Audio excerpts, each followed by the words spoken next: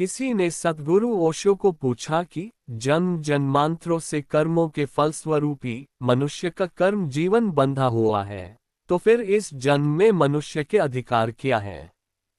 अतीत के जीवन और अतीत के कर्म और अतीत में किए हुए जो भी संस्कार हैं, यदि हम उनसे ही परिचालित होते हैं, तो अब क्या कर सकते हैं? सद्गुरु ओशो ने कहा, यह बहुत ही ठीक पूछा है। अगर यह बात सच हो कि मनुष्य बिल्कुल अतीत के कर्मों से बंधा है, तो उसके हाथ में वर्तमान में करने को क्या रह जाएगा? और अगर यह सच हो कि मनुष्य अतीत के कर्मों से बिल्कुल नहीं बंधा है, तो करने का फायदा क्या रह जाएगा?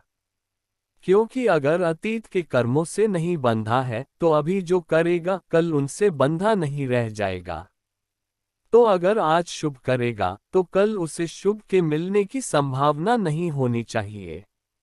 अगर अतीत के कर्मों से बंधा हो पूरी तरह, तो करने का कोई अर्थ नहीं होगा, क्योंकि कर ही नहीं सकता कुछ, पूरी तरह बंधा है। और अगर पूरी तरह स्वतंत्र हो तो करने में कोई अर्थ नहीं होगा, क्योंकि वह कर लेगा और कल उससे मुक्त हो जाएगा, उसके साथ उसका किया हुआ नहीं होगा। इसलिए मनुष्य न तो पूरी तरह बंधा हुआ है और न पूरी तरह मुक्त है। उसका एक पैर बंधा है और एक खुला है। एक दफा हजरत अली से किसी ने पूछा, ठीक यही बात पूछी। हजरत अली से किसी ने पूछा कि मनुष्य स्वतंत्र है या परतंत्र है अपने कर्मों में। अली ने कहा, अपना एक पैर ऊपर उठाओ। अली ने कहा, अपना एक पैर ऊपर उठाओ। वह आदमी स्वतंत्र था, बायां उठाए या दायां उठाए। उसने अपना बायां पैर ऊपर उठाया। अली ने कहा, अब दूसरा भी उठा लो। वह बोला, आप पागल हैं, दूसरा अब नहीं उठा सकता हूँ। अली ने कहा, क्यों? उसने कहा, एक उठाने को स्वतंत्र था। अली ने कहा, ऐसा ही मनुष्य का जीवन है। उसमें हमेशा दो पैर हैं आपके पास, और एक उठाने को आप हमेशा स्वतंत्र हैं, एक हमेशा बंधा हुआ है। उदाहरण, इसलिए संभावना है कि जो बंधा है उसे मुक्त कर सके उसके द्वारा जो कि अभी उठने को स्वतंत्र है, और यह भी संभावना है कि उसे भी बांध सके उसके द्वारा जो कि बंधा है। अतीत में आपने जो किया है वह आपने किया है। आप स्वतंत्र थे, करने को आपने किया है। आपका एक हिस्सा जड़ हो गया है और परतंत्र हो गया है, लेकिन आपका एक हिस्सा अभी भी स्वतंत्र है। उसके विपरीत करने को आप मुक्त हैं। उसके विपरीत करके आप उसको खंडित कर सकते हैं। उससे भिन्न को करके आप उसे विनष्ट कर सकते हैं। उससे श्रेष्ठ को करके आप उसको विसर्जित कर सकते हैं। मनुष्य के हाथ में है कि वह अतीत संस्कारों को भी धो डाले। आपने कल तक क्रोध किया था, तो क्रोध करने को आप स्वतंत्र थे। निश्चित ही जो आदमी 20 वर्षों से रोज क्रोध करता आ रहा है, वह क्रोध से बंध जाएगा। बंध जाने का मतलब यह है कि एक आदमी जिसने 20 सालों से क्रोध किया है निरंतर, वह एक दिन सुबह सोकर उठता है और अपने बिस्तर के पास अपनी चप्पलें नहीं पाता है। एक यह आदमी है, और एक वह आदमी है जिसने 20 सालों से क्रोध नहीं किया।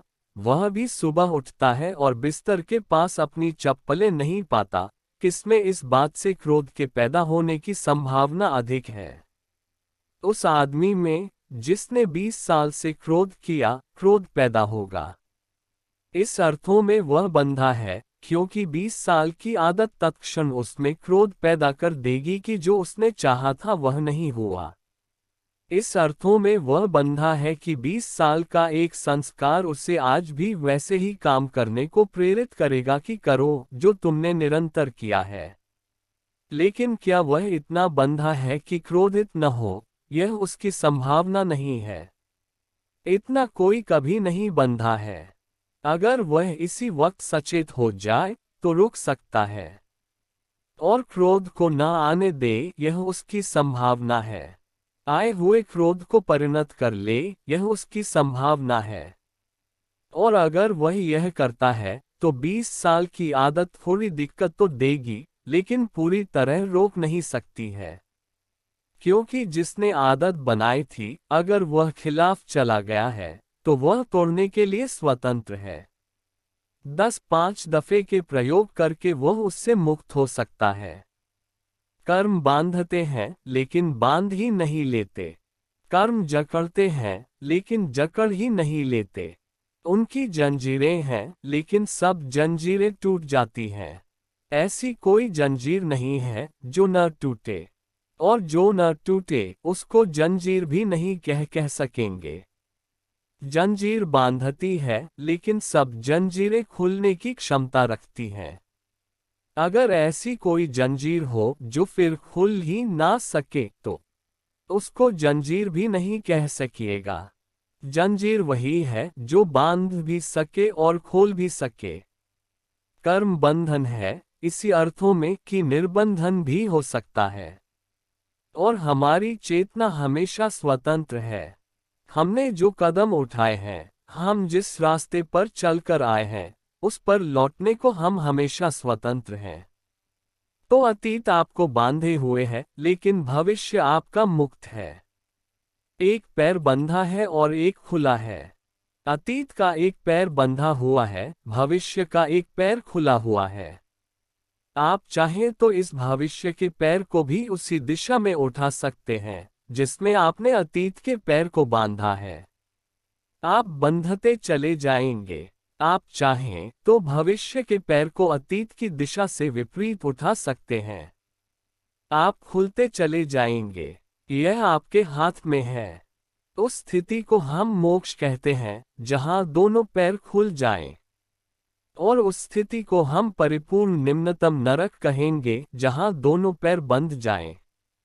इस वजह से अतीत से घबराने की जरूरत नहीं है, न पिछले जन्मों से घबराने की जरूरत है। जिसने वे कदम उठाए थे, वह अब भी कदम उठाने को स्वतंत्र है।